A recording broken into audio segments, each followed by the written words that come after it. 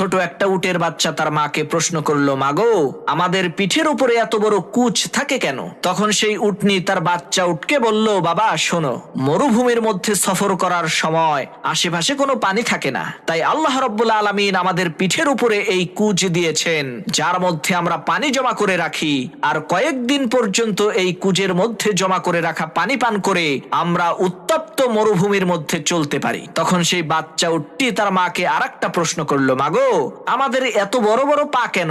তখন সেই মা উটনিটি বলল, বাবা, আমাদেরকে মরুভূমির মধ্যে অনেক দূরে দূরে সফর করতে হয়, তাই আল্লাহ রাব্বুল আলামিন আমাদেরকে বড় বড় পা দিয়েছেন, যাতে আমরা খুব দ্রুতই রাস্তা অতিক্রম করতে পারি। তখন বাচ্চা উটটি বলল, মা, বুঝতে পেরেছি, এখন বলো আমাদের চোখের সামনে এত বড় বড় পাপড়ি কেন? তখন সেই মা উটনিটি বলল, বাবা, মরুভূমির মধ্যে অনেক সময় বালুর ঝড় হয়, আর সেই ঝড়ের মধ্যে যাতে আমাদের চোখটা সুরক্ষিত থাকে